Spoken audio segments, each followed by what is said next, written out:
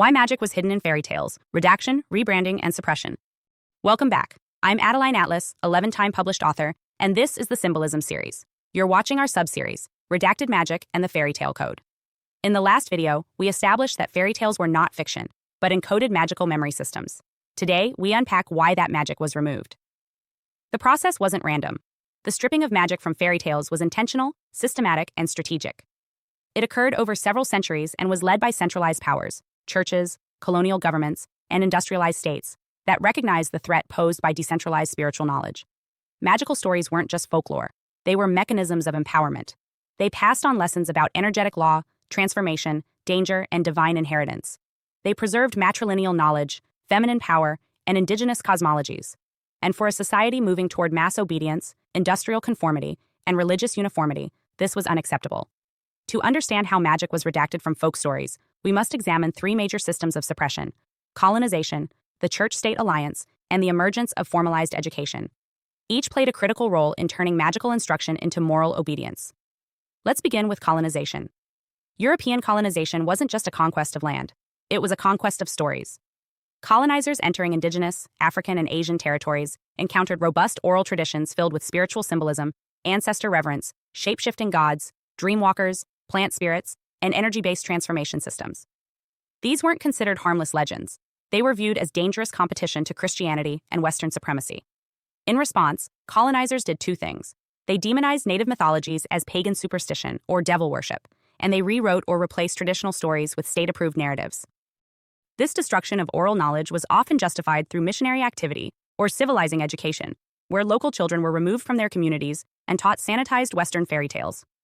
What was really happening was a spiritual lobotomy, cutting people off from the memory structures that held their ancestral codes. At the same time, the church-state alliance was executing a similar strategy within Europe. As Christianity expanded from the 4th century onward, it encountered a continent rich with pagan folklore, seasonal festivals, ritual stories, elemental beings, feminine deities, and magical instruction passed orally through generations. These tales were more than entertainment. They encoded how to work with nature, how to navigate the unseen, and how to undergo spiritual trial. The church viewed this as direct competition. Rather than erase it all at once, religious authorities did something more insidious. They absorbed, edited, and repurposed it. Festivals became saint days. Goddesses were rebranded as saints or demons. Witches were turned into threats rather than healers. And the stories themselves were reshaped to emphasize Christian morality, especially obedience, suffering, female submission, and divine judgment. This religious rewriting of folk stories was already well underway by the time the Brothers Grimm began collecting tales in the early 1800s. What many don't realize is that the original Grimm versions were dark, violent, and profoundly magical. The Witch in Hansel and Gretel is a cannibalic shapeshifter. Sleeping Beauty includes themes of rape and necromancy. Snow White originally ends with the evil queen dancing to death in red-hot iron shoes. These weren't stories for children. They were spiritual warnings. But as the Grimms prepared new editions of their work for a growing bourgeois readership, they revised the tales to be more palatable and more useful as tools of moral and gender instruction. They weren't alone. During the 18th and 19th centuries, a cultural shift swept across Europe and North America. Moral reformers, Enlightenment philosophers, and state education systems all agreed on one thing. Children needed stories that would shape them into good citizens. Not initiates, not magical beings. Workers, wives, obedient believers. Stories became tools of programming. The transformation was surgical. Female characters were rewritten to be passive, beautiful, and silent. Witches were uniformly vilified.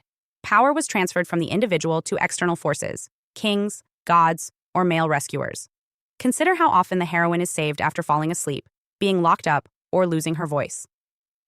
Take The Little Mermaid, originally a brutal tale about a mer being giving up her voice and undergoing painful transformation to earn a soul. Disney reworked it into a story about getting the guy. Or Cinderella, originally involving mutilated feet and blood magic through shoes, now repackaged as a tale of prettiness and patience rewarded by royalty.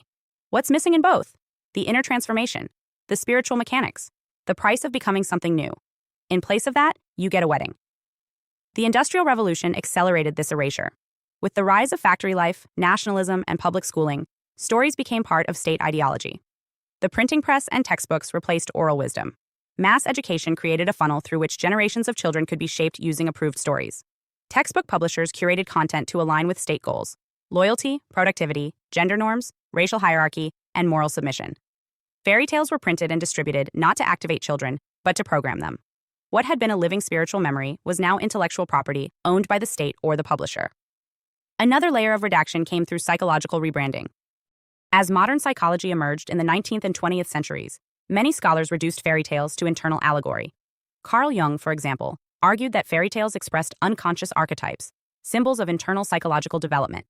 Bruno Bettelheim popularized the idea that these stories were meant to help children work through emotional trauma. While this reading has value, it also depoliticized and despiritualized the tales.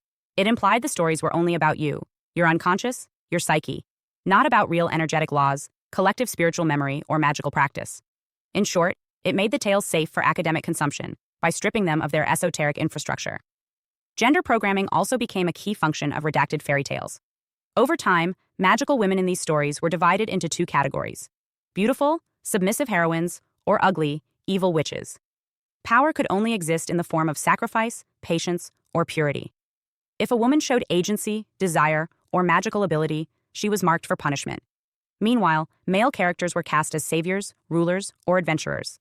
This framework erased older stories where women held magical authority, initiated trials, and governed natural forces. It wasn't just sexist, it was spiritual disempowerment by design. So what were the net results of all this redaction? First, it severed children from their ancestral memory.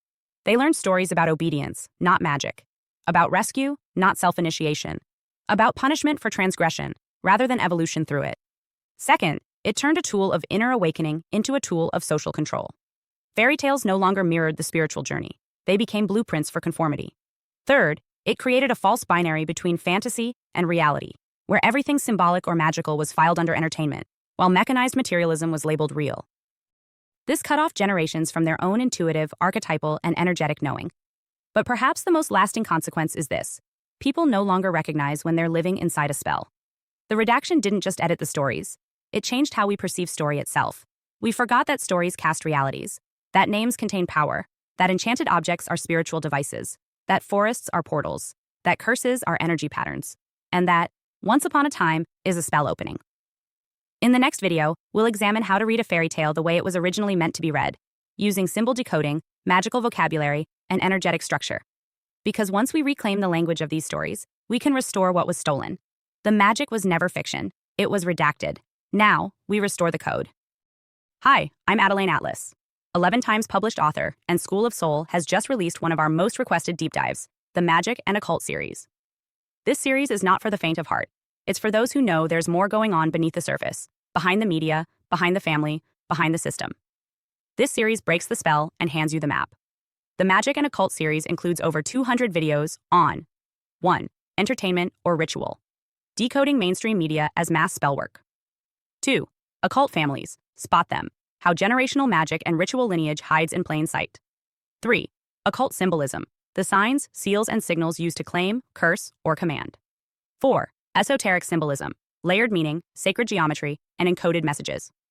5. Law is magic. How contracts, courts, and language are rituals of power. 6. Spells and spirits. What magic really is, and what happens when you use it. 7.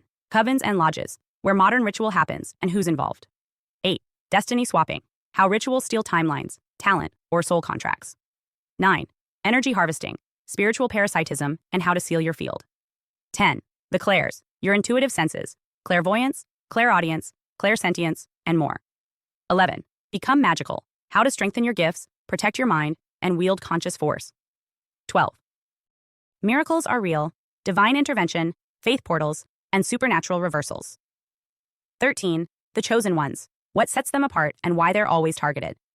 14. The black sheep, the generational breaker, often isolated by design. 15.